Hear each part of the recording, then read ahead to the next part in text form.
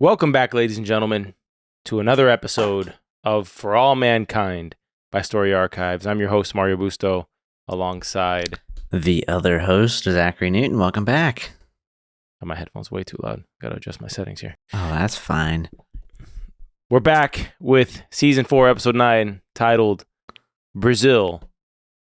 And Season 4 just keeps on ramping up. I mean, we're due for probably one of the most exciting For All Mankind finales that we've ever had. There's a lot gearing up here, and I'm kind of glad that the whole Asteroid Capture mission didn't go down in this episode. Yeah, I am too. There's a lot that I'm waiting for in the last episode. Like, there's got to be a really big payoff. And I also like how much of like a guessing game there is around like who's actually going to win this asteroid capture mission or race or whatever you want to call it. Like, I have no idea. It's a solid 50-50 right now, honestly, with the way things went down in this episode. It feels like the best scenario here is that Dev's team wins it, considering back on Earth, you can't even have a Big Mac without worrying about getting a bullet with your skull. They should have titled this episode "Things That Will Never Happen" instead of Brazil. Do you think like Margo possibly has the most tortured existence on the show? No, she's up there. She's up there with the Stevens, the Stevens kids.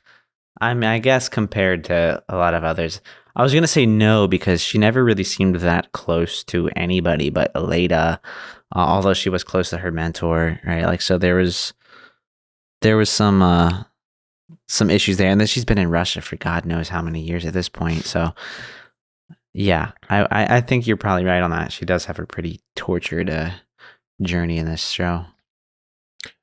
Yeah, I mean, the whole time you're hearing about this pipe dream of going to Brazil, and they run away together and go and become like the high ups in Brazil and bring their space program to the forefront, right, as a leading power. You just kind of had this feeling that things were going to go wrong, especially the lead up to, Sergei going back to his motel. Yeah. And just the way that was gearing up. You felt like nothing was going to happen to Margo, but inevitably it just felt too easy that he was seeing her and that the KGB wasn't onto him, that whole thing. I tell you what, I was really hopeful for when Margo and Sergei were talking to each other at Aleida's house. I was like, oh wow, this thing could really be an interesting like pivot to a series or season 5, right? Like, I could see like, wow, okay, that's a whole nother storyline that I hadn't thought about. I was like, all right, that's kind of interesting. I didn't think much of it. The moment Sergei opened the door and we got this split scene where, Margo is playing the music in the background, they're both about to sit down and eat a burger. I'm like, he's dead. He's dead. Yeah. Like, I don't know how, but he's dying right now. That Big Mac looked damn good though. It did. It's a hell of a way to go. I mean, mind on absolutely nothing but the smell and taste, like your tongue's just watering for that burger, and you just get your brains blown out. It's pretty quick. It's pretty heartless that they didn't even let him take a bite, I know. I mean, at least taste the ketchup or something. Yeah. They kind of fit in every single way because he's doing like very particular things to his burger, taking stuff out, and she's putting an ungodly amount of ketchup on her bun. Yeah.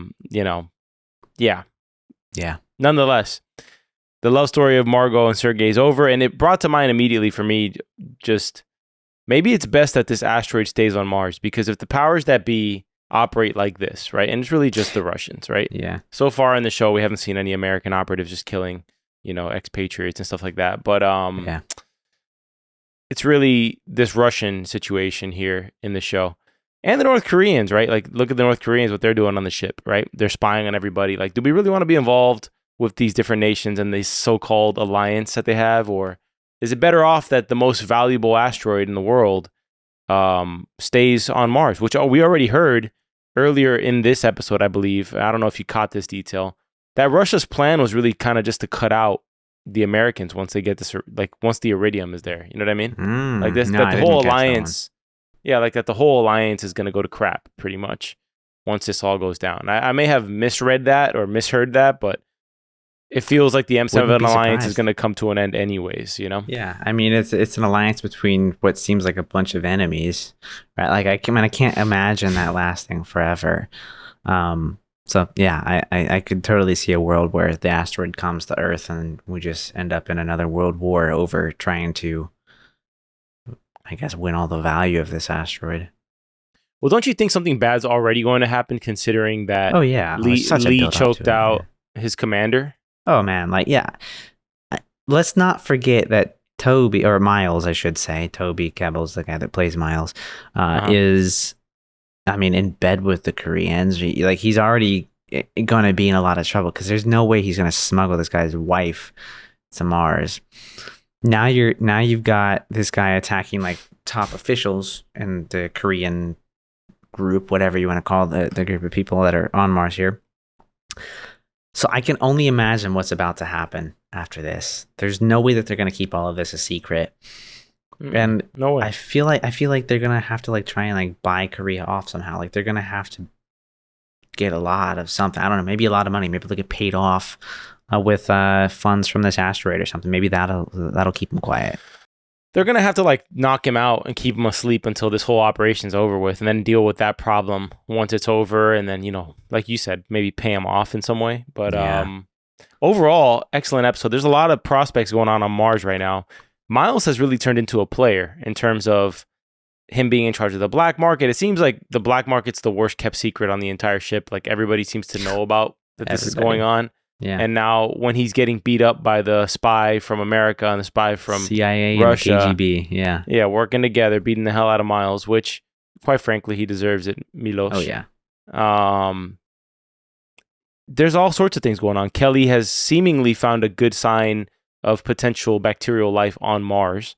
So I'm Team Dev, Team Ed. And by the way, we haven't even talked about this. Ed apparently has cancer of some form. I didn't catch that. When he's talking to Kelly, he talks about cancer. Like he doesn't want to be in a home. He doesn't want to be.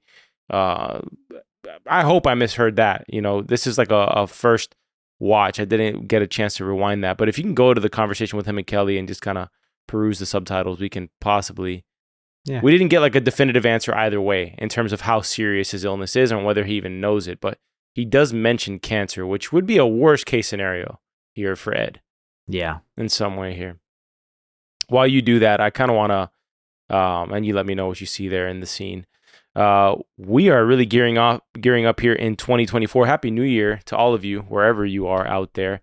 And yeah, thanks for tuning in. You made 2023 just an incredible year for us as content creators, just creating entertainment content for you guys on Story Archives. And thanks for bearing with us through the holiday seasons. I took last week off personally. I think Zach, you got back in the saddle about this week or last week too. So yeah, it was a busy week. Yeah, we took some time off just for the holidays, and that's why the Monarch coverage slowed down. I am personally behind 3 episodes on Monarch, so I'm not going to make the mistake of promising a date as I was held to accountability on because we're a week late on that episode that should have been posted last Wednesday. But nonetheless, we are finishing out Monarch. We're probably going to do like a triple header or something like that to bring the season to an end, or maybe do 2 episodes to end the season, whatever it may be. So thanks for sticking with us there. And as always, thanks for writing in. Thanks for the fan mail that came in. We love hearing from listeners out there. And we also love knowing, how did you find the show? We had a writer, or a listener write in, told us how they found us. It's always nice to know where our efforts are best spent, and what's the most effective tool of outreach for us here as a small operation. So thank you for that. You can email us at contact@soapbox.house, and always send us your show recs too. We got a couple show recs, but I gotta glance over them again and see what's what. So yeah, any word here on Ed with his health situation? Well, it was Gordo's father that had cancer, and I guess he just became very afraid, and Ed doesn't want to end up that way. So I don't know that he's hinting necessarily that he has cancer. It might be that he has something more, or just something terminal, or it's just he has. I mean, we've seen his hand shake. That I don't know, what is it, Parkinson's or something. So maybe he's just in a similar position. He has something seriously wrong with him, and he's afraid. Might not be cancer. Either way, I still think this is probably gonna be the last season that we have Ed Baldwin in. Okay, I thought you're saying more. Apologies, y'all. Fake news on my part. I totally thought I was prematurely giving Ed cancer there, unfortunately. Who knows? So, I mean, maybe he's hiding it really well. He's got cancer too. I have no idea. I think Ed is the type, and I kind of relate to him on this. I don't think like at that age, I don't think I'd want to know what I have. Just like, Nah, just be like, let me just live and just be. What is it? Ignorance is bliss, right? yeah. I think I'd prefer that. There's a movie called The Farewell. It's about a Chinese family, and there's Aquafina's in it. I don't know if you know who she is. No. She's a comedian, actress, and her grandmother gets cancer, and she has a hard time kind of reconciling with the Chinese culture and the fact that over there, and I don't know if this is a thing still, if an elder has a terminal disease, they don't tell them because they feel like the diagnosis, and I agree with this, by the way, that the diagnosis is worse than the actual disease. So like the moment you get that diagnosis, that can be your death sentence right there, because it changes your mental space, your positive outlook on life and all that. So the grandma was given like a really terminal diagnosis of what she had, that she didn't have long to live. And the family has to bear that burden, which is kind of similar to Hispanic culture. There's kind of like an element there that we do a similar thing with our grandparents in some situations, right? Yeah. Turns out that the grandmother in the movie, if you want to watch the movie, tune out right now. But she does not die. She lives on for years and years and years after. They show like a picture montage. So ends up being like, it's kind of the right thing to do. It's not maybe going to work every single time, but in that particular situation, it was a miracle, and she did not die, and she never found out either. I don't think. I feel like a lot of times, and I feel like we've had this conversation on the podcast once in the past as well. But I mean, I feel like that battle a lot of times is in your head. It's mental, right? Like if you're told like, oh, you have something that's going to kill you, and you believe it, it's going to kill you. But I mean, like there's a lot of times or a lot of scenarios where I've seen people where it's like, yeah, they do have something serious, but they're maybe more mentally strong, and they end up surviving it. So I'm not saying that that's always the case, but it does seem like there's definitely a correlation there. Yeah. Do you think Aleida's going to have any repercussions for kind of, no, coordinating this whole little Marge and Serge thing? Do you think Margo snitched? No, I don't think Margo snitched. I mean, Margo was the one that was looking at like, well, what would life be in Brazil? And I cannot see her betraying Sergei. Like I just can't picture it. Like that would be such a cold turn for her. I'll say this, Zach. I know you think this is the last season we have Ed Baldwin. I think this is the last season we have Margo, potentially. I don't know about Ed. I can't see Ed not being back for season 5. Yeah, but I mean, if we have another big skip, I mean, he might be dead. Dead. Yeah, if we do like another 20-year skip, of course he's dead. Maybe 10 years even might be the end of Ed. But yeah, it definitely feels like we're heading towards Dev taking a more central role. Like look, man, spoiler here first. Dev and Ed are gonna get this asteroid. There's no scenario where this thing gets to Earth. Why? Because the show's exponentially more interesting if this asteroid ends up on Mars. If it ends up on Earth, I was wrong again. Fake news twice on this show.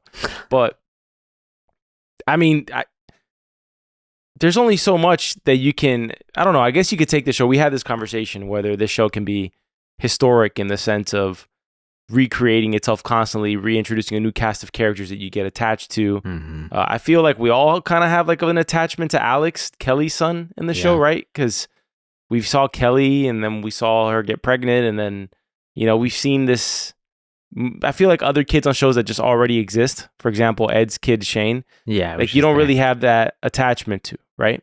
Yep. But for Alex, he feels like really special. He feels like, okay, this kid's literally a Martian. And he's historic in lots of ways. So yeah, I mean, he's pretty epic in that regards. But we've seen him develop throughout this entire. I mean, this season specifically, he I guess came about in the last season. But I mean, we've been seeing him develop a bit in this, and yeah, I do think he's interesting, and I do think that we've had a few new characters arrive on here, like Alex and like Miles, that are like. I mean, I'd be totally fine if Miles was in the next season. In fact, I'd be a little surprised if he wasn't in the next season. And there's one thing I did want to clarify. I don't think we're gonna have like an on-screen death of Ed or anybody like this. I think it's just gonna be an off-screen death skip. Where we have a time skip, and it's just like, yeah, I mean, he's no longer with us. We get the first episode of the next season. It's just like, oh, a sad moment, remembering Ed, remembering these other people, potentially Margo as well, who are dead. They're no longer there. I could totally see that being the reality. And here we see Alex, we see his mom, we see Dev. And Miles, like, all kind of take over. I mean, they're still all relatively young. I feel like there's going to be severe repercussions of this asteroid theft that nobody's taking into account. And they're kind of laying the groundwork for it right now. Mm-hmm. You have the scene with Danielle. She's doing kind of the interstellar message to her son. Yeah. She's crying. She's pretty much saying that the most important thing in her life was missing out on seeing her family grow up, right? Yeah. And that she kind of regrets it. That she pretty much has the tone of somebody who's saying all this Farewell. all this political bullshit isn't worth it. Like if you miss, if you miss the most important things to you, right? Yeah. And I don't think she feels about that way with her work completely, but I think she does in the sense that she's already accomplished everything there is to accomplish. And now she's dealing with people who don't have any attachment to Earth anymore. Ed, Dev, arguably Kelly, these people don't have an attachment to going back to Earth. Like these are people who are hell bent on, making Staying sure where they are. Yeah. exactly, and that their work is their sole. That's the most important thing to them at this moment. Because you can argue it's kind of selfish to steal this asteroid, considering it could, create an entire renaissance on Earth economically for every country in the world, right? Yeah. So now, if you keep it on Mars, it's pretty much going towards, yes, it's going to go towards Earth, but they're also going to use it on Mars to have a renaissance and create a society on there, which is far more interesting for season 5. Yeah, it could catapult us way far into not so much the future, but farther into the universe, I would imagine. And I mean, all the money is on Earth anyway. So like any of the monetary gain you're going to have is going to happen on Earth, but you're going to have more of the technological advancements occur on Mars, which I think would be very interesting. If this asteroid did go to Earth, I mean, you're going to still need to use a lot of funds to mine it. And I don't think 100%. any of those funds are going to go towards Mars in any way, shape, or form. You brought up a good point that I don't think you realized, but I was listening to Taylor Sheridan, who's the writer of Yellowstone, the movie Hell or High Water, a bunch of like TV shows. He is kind of Paramount's golden cow at the moment, right? He is their cash cow, so to speak. So everything he makes is 1883, 1923, all the stuff he's been doing. And he made a comment of how, 1984 was closer to I think we're closer. No, hold on. 1984 is closer to 1932 or something like that than we are to 1984. And it feels like those time periods were so drastically different technologically, right? Like it feels like 1923 or whatever year he said in the early 1900s is a different time period altogether, while 1984 doesn't feel so incredibly far away from 2023, right? But if an asteroid like this could bring in like a crazy amount of wealth, right? And I honestly believe the premise of the show in terms of giving up on the space race the way we did, right, over the last couple of decades, at least with the excitement and the appetite for exploration that this show shows that never died from the 1960s, that we would be further ahead technologically if that had continued.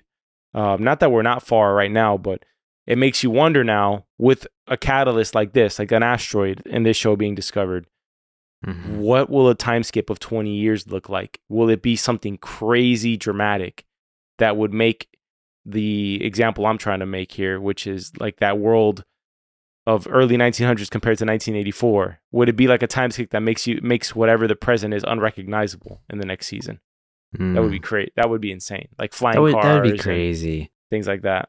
If we, Immortal are you Ed. saying we jump like that far, into the future where it's like there's actually such a massive time jump, or are you just saying like we develop a lot quicker in the next few years? Quicker. Okay. Like, there's a series of laws. Isn't it like Moore's law or something like that? Where, It's definitely a law. Yeah, that there is things grow exponentially. For example, like the number of transistors, that thing, that's the right, that it goes, it multiplies. It's not like 1 + 1 + 1 + 1. It's more like 1 + 2 × 2 × 4. It's something like that rather. So I wonder if there'll be some sort of effect in that sense. I think they use Moore's law. I'm positive they use Moore's law to chart user adoption on social media platforms. That it lines up pretty consistently in terms of if you look at the way user adoption, like on Facebook and Instagram and all these and the internet, like they all chart very similarly. Interesting. The growth rate. Yeah. I mean, it totally could be the case. Like, we have no idea what being on Mars is really going to do for us. Now we've got Dev on Mars. I mean, I feel like he's going to be pushing things a lot. He's got money. He's on the front lines. You've got Kelly, who's now, I guess, on the or she is finding life. Is what I understood from this episode. So that's going to be very interesting. Who knows what's going to come of that? I mean, I could see a world where Mars just becomes like completely independent of Earth. They could maybe form their own. I don't know. I don't know if I want to say their own government, but I could totally see them become just their own self-sustaining thing, where they don't need to rely on Earth. That would be interesting too. Yeah. Look, either way, I think we're heading into an action-packed finale where, where we left off in this episode really is Sam has already changed out the discriminator, right? Mm-hmm. Yep. So now they have the one that they need to contact with, right? Yes. Danielle, although she's caught on to something being amiss on the ship, she doesn't know exactly what it is. She's assuming that it's some sort of kind of terror plot to cause harm. Yeah. She's not assuming that it's going to be an asteroid theft, so to speak. And I think she'll probably catch on too late. And the repercussions of that, I think, will be the end of Danielle's career. I think losing the asteroid it'll cause a permanent rift between her and Ed, for sure, if that hasn't already occurred. Mm-hmm. And the loss of her legacy, so to speak. It'll be, she'll have a tarnished legacy because she'll be the scapegoat of the operations that went wrong on Mars. That's my prediction of what happens to Danielle. And it's tragic because she's somebody who has always put other people first, to the point where she saved Gordo tremendous embarrassment by breaking her own arm or leg, I think it was. And now I think it's going to be her end, and she's going to be done with all of this. And she might be kind of like a phone a friend in an emergency situation like 2 seasons from now. But I think this might be the end of Danielle next episode. Not that she's going to die. I don't think there's going to be a violent career. I'm in agreement with you on that, though. Like, it's a thought that I've had. I don't think there's any coming back from this. This is the largest heist that has ever happened, and it happened on your watch, along with all of the other mutiny that's been happening on board and quote unquote terrorist attacks that are going on. That's pretty damaging. It's hard to come back from. Nobody's going to be like, yeah, let's put Danielle back into a place of power again. That's the reality of what I think is going to happen. I agree. But do you think that there's any criminal repercussion for this? Because they steal the asteroid, right? But what's to stop, America, Russia, North Korea from militarily responding and apprehending Dev, Ed, and anybody who was involved in this? Or is this a suicide mission for Dev, where he knows that he's doing this for the future of Mars and not really to establish himself as a figure there? Or is this going to get violent, where he's going to have to do a violent takeover of Happy Valley, That's a great question. I mean, there are some things that could be done to enforce it. Or we already know there is a CIA operative, there is a KGB operative on board, and there are the Koreans here. We also found out that there is a weapon on board that can, or at least maybe more than one, that you could fire non-lethal rounds and potentially not bust the walls of this not ship but base. So yeah, maybe we do see those things come out. I mean, it seems pretty odd to mention that and not use it in any way. But I mean, once it's done, it's done. There is no reversing the decision. So I mean, how far do you want to take it, right? What are the optics going to be if you just assassinate the people here, right? You could try and apprehend them and bring them back, but that might start a small civil war on Mars or something. Who knows? I could totally see that being, being a reality here. Maybe the Koreans end up teaming up with Dev and everybody else here, and they're just like, yeah, screw America and Russia, and they help them keep the asteroid, and maybe they're the muscle, because they've kind of been a very silent partner, if you will, in the entire season here. I can't see the North Koreans being a long-term partner in the show. They're too short-sighted. The military side of them is just too short-sighted. They're too busy about the disrespect to North Korea and all that stuff. Just shut up, bro. I think the allegiances are going to shift. You're going to have people like Aleida, Kelly, all these people who don't want to deal with the politics and the geopolitics of dealing with North Korea, Russia, America, the way they don't get along. And then I think it's going to be, people are going to flock to Dev because he's going to have so much money that they're not going to have to go get funding from a board of people who don't care about finding life on Mars, who don't care about robotics, who don't care about these things. Yeah. They're going to be able to fund these things by themselves because Earth is going to want these resources still. So they're not going to, what is it? Like, you're useful as long as you're useful, right? Yeah. Very true. I was just going to say, I mean, like, what are they going to do with Dev? He's the only guy that can build the ships to go mine everything anyways. So, yeah. I mean, he kind of, I feel like in a way he has all the cards here. I agree. If he gets the rock, obviously. Like, that's the big if, though. I feel like it's a guarantee that they get the rock. Yeah, yeah. Hey, that wraps this episode because we're heading into this week where is going to be the whole Ocean's 11 showdown, baby. We're going to have a full-on asteroid thieving mission, and I'm so glad it didn't happen in episode 9. Mm-hmm. And before the next episode launches, and we'll keep you guys accountable to this, email us your predictions of what's going to go down in episode 10. Contact the soapbox.house. I want to read 2 emails that we got so far, and let's go from there. We got the first one from Matt, new listener, I believe. Hey guys, gotta say, loving the podcast. I found you by Spotify searching podcast for all mankind and loving keeping up with that and Monarch at the moment. Hey Matt, we're gonna get you some Monarch stuff very soon. Very soon. Also, good fun hearing you go over series I've already seen and hearing your theories on Invasion, Silo, Last of Us, etc. Oh, we got some show suggestions here, Zach. Nice. A few suggestions. This one of them is for you for sure. A few suggestions you may or may take on, may or may not take on. Doctor Who, the new series is coming new this year or New Year and started this Christmas Day. Not the one since 2005, as that'd be loads of episodes, but hey, they're great too. I think it comes out in USA on Disney Plus next year. Another British show which you would love is The Lazarus Project. Though it just finished season 2 and not sure if it'll be renewed. Either way, that's a show I'm certain you'll absolutely love just to watch at least. And can't remember if you said you'll do Hot D this year. By the way, Hot D is the acronym for House of the Dragon, which is a hilarious acronym. And I believe he might have gotten that from another podcast I love, which is Bald Move. They do a great podcast on House of the Dragon. I'd love to partner up with those guys at some point and do like a collab.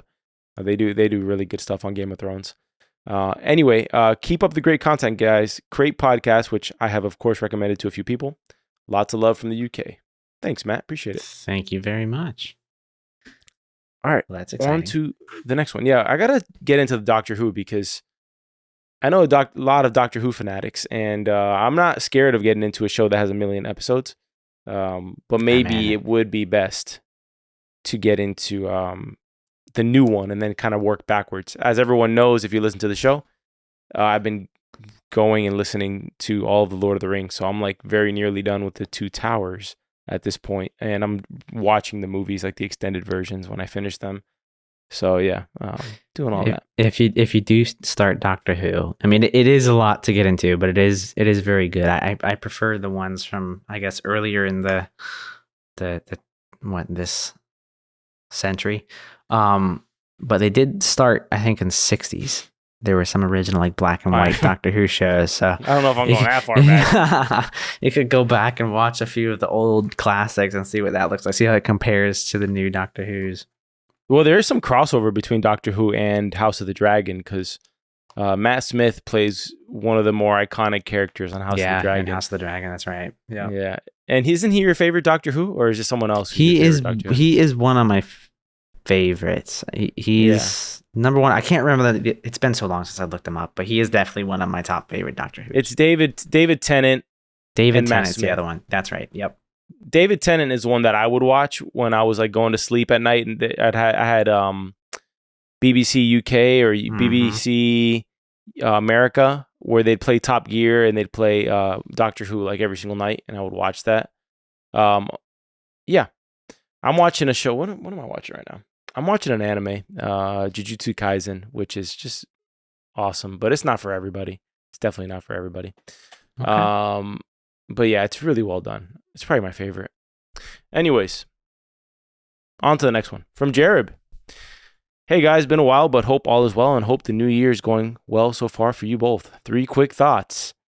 First, has anyone thought about what an object of that size, asteroid, would do to Earth's gravitational pull / atmosphere / other things floating in orbit, satellites mostly? That thing isn't small. It could have a huge effect on our planet. Yeah? Maybe? Surprised they haven't at least mentioned it.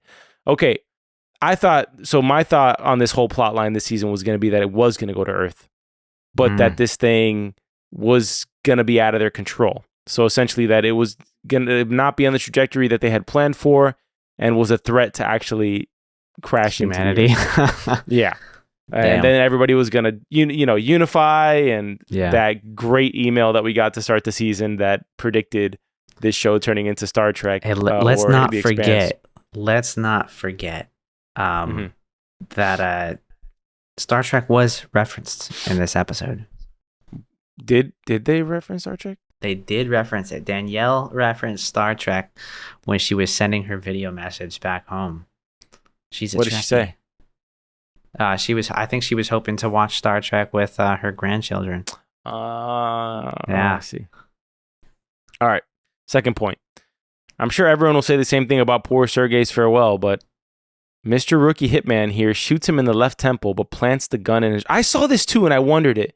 Shoots him in the left temple, but plants the gun in his right hand. Not going to take Columbo to figure out it wasn't a suicide. It was not the left temple, y'all. That was an exit wound. Okay, that's what I thought. It was that they shot him through the right temple, and it went out the left. That's what I thought too. Yeah. Okay. They shot him through the right. It was an exit wound on the left because the blood spatter went towards the wall and hit the lamp, which is on his left side. Still, the way he fell out of the chair doesn't make sense. Like, you get me? Well, I mean, you can come over. I'll shoot you in the head, and we'll see which way you fall. Oh yeah, sure. Why don't you try it with yourself first, and then I'll let you know how it goes. All right.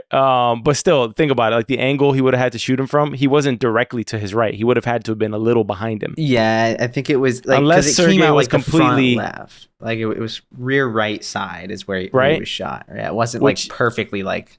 Sideways. I mean, I don't know who's gonna think about it. Ex-Russian head of Roscosmos dies in a motel near where Margo is. Suicide, really? Yeah. By the way, he has an unfinished Big Mac on the table. Not even a bite out of the Big Mac. Man, they screwed up my order. I'm done.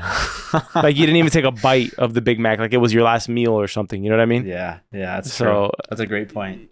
Yeah, it's pretty clearly going to be. I just think that they know that they can get away with it, and that the Americans aren't going to get into an issue with them on how they deal with their civilians.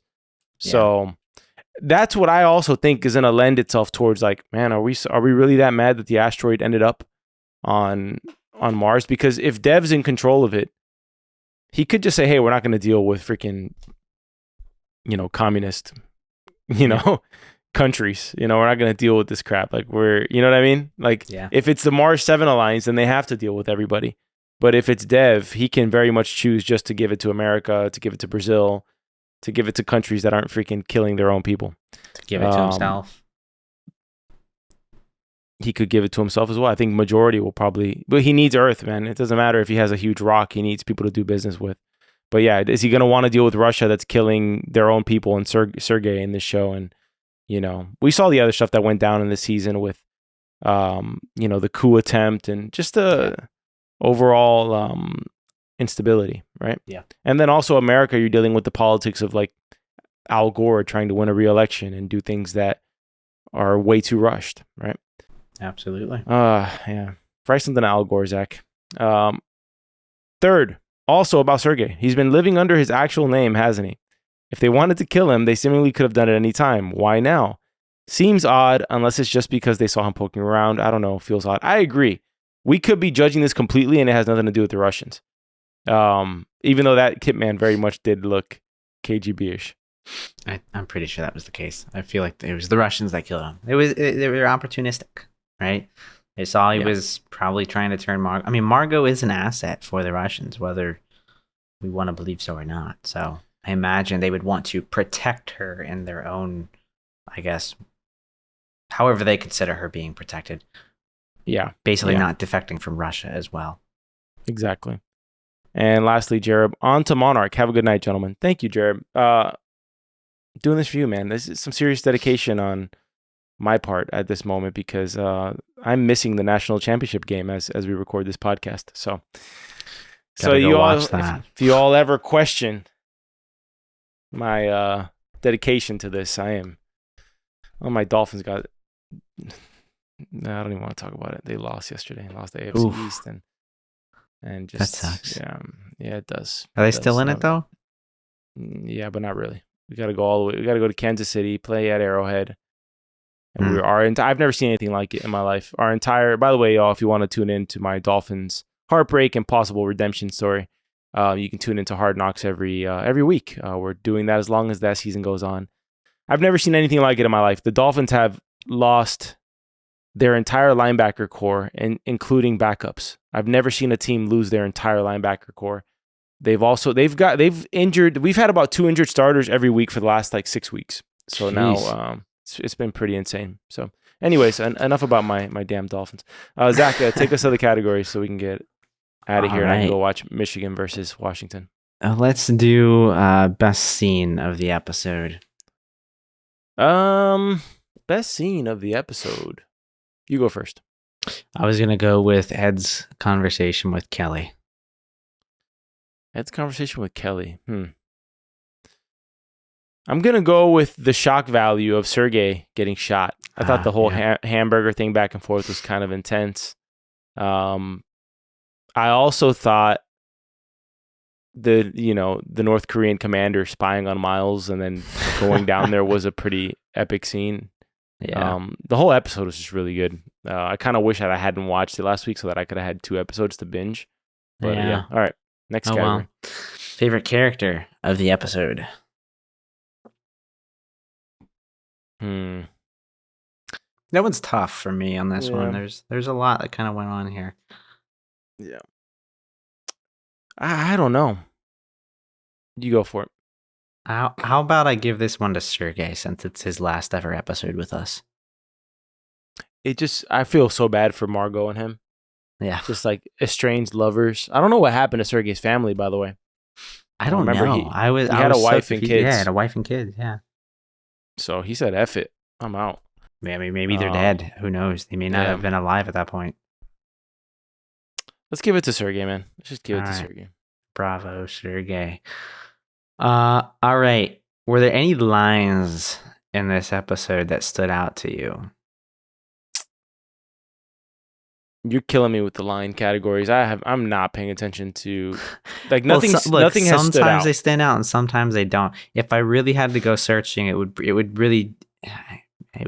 probably be back to part of the conversation that Ed had with Kelly. I mean, it's not really anything super specific, but I mean, it was just nice to kind of like understand a bit more of his motives with, I guess, why he is the way that he is now, right? Yeah. So I kind of like that. I mean, you need to humanize Ed a little bit every now and then with his sporadic behavior.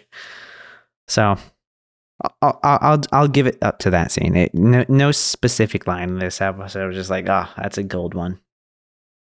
Okay, I don't have one either, so that's fine. Well, that's all the categories we got, unless you got a new one up your sleeve. Let's go to the outro.